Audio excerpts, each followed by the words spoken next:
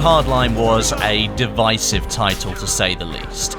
Developed by a totally different team, swapping military for law enforcement and really bending some of the staples that Battlefield had held onto through its entire life, it was a game that could have been a huge success with the community it was aimed at, had it not been crushed into the Battlefield formula so forcefully. The game, rather unfortunately, first came into public view via a leaked set of screenshots, assets and information in 2014, just before the official reveal of the game at E3 the same year. This put the game on the back foot almost instantly, because there wasn't much context that could be applied to the leaked material, and it wasn't fully explained. As with anything that isn't properly communicated, this leads to a lot of confusion with the community, and sometimes you get people who are quite angry about things. That's exactly what happened with Battlefield Hardline. Many people wrote it off before they'd even given it a chance to entertain it properly.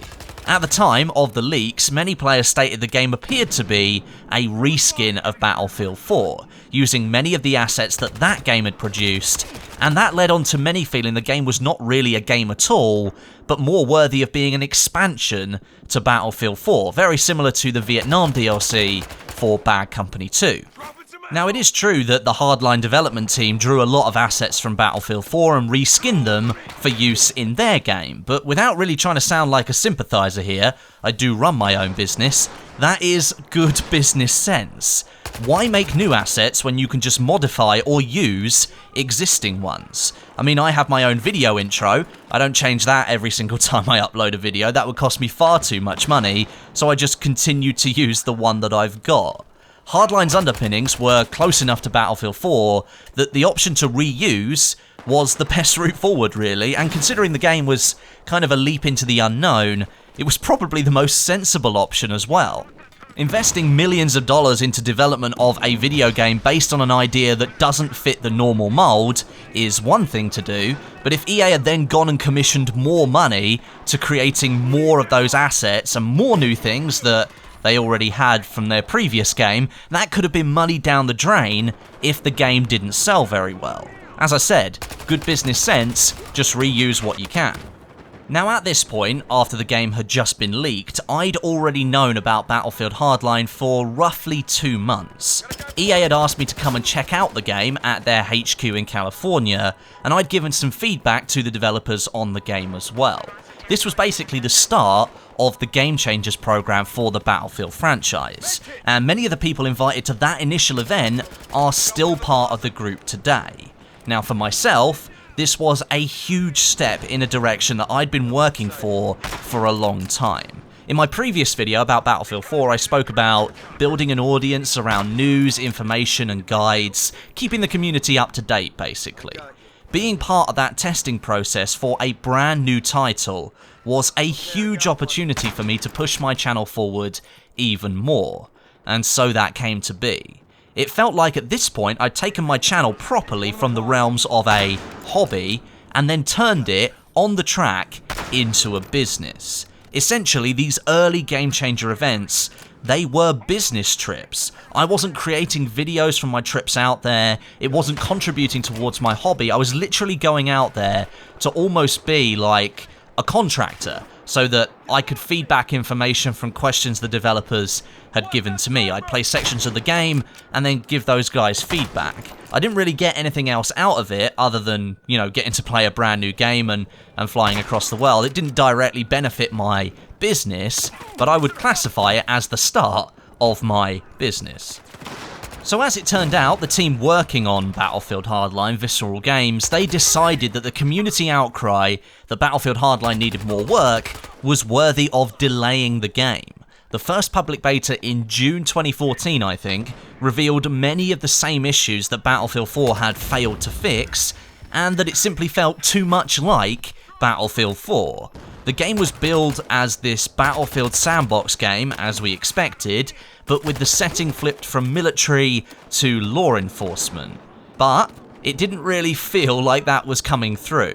The game was delayed from October 14 to March 2015 in order to allow Visceral to make significant changes to the game that would help it stand out as another unique Battlefield title. But this didn't do much to stop people continuing to spout that the game should merely be a DLC for Battlefield 4. And if any of you did actually play in that first beta in 2014, then I think that complaint was at least half justified.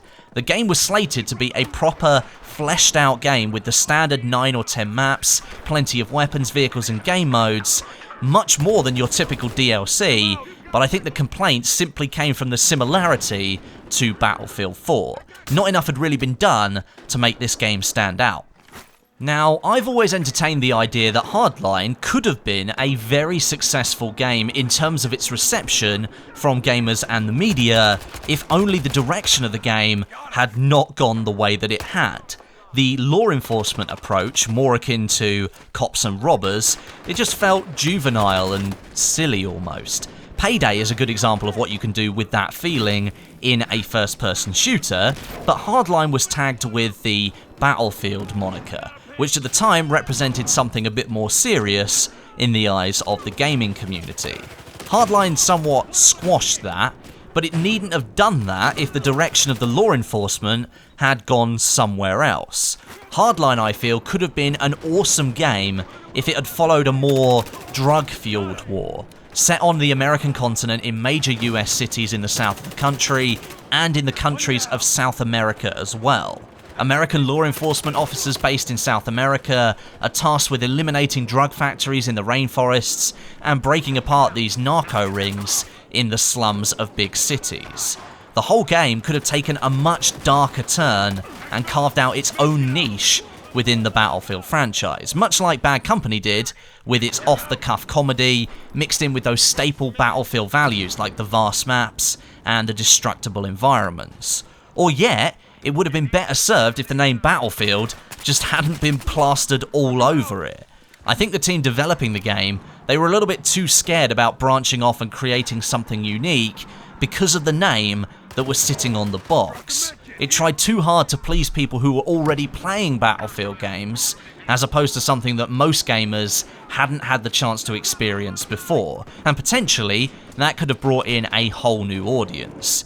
The game felt a little bit tame, a little bit too much towing the line, and it could have been so much more than that. Another beta for the game was run in February 2015, I think, and that was much improved over the one in June 2014. I felt like the team had really worked on stuff, but there was still this lingering feeling that the game didn't quite fit into the Battlefield genre. The game then launched, it stuck with people for maybe 2 to 3 months at best, and then it tailed off very, very quickly. There are still people playing the game today, otherwise I wouldn't have been able to get this footage, but you know, it lost people's interests very quickly. Visceral did deliver a lot of content through the premium season pass, but by that time the damage had been done, and many had realised that the game could have been very, very different to what it actually was.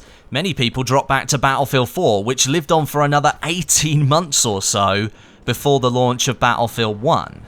Despite the disappointing response to Hardline overall, some unofficial sources are stating the game may have sold as many as 12 million units.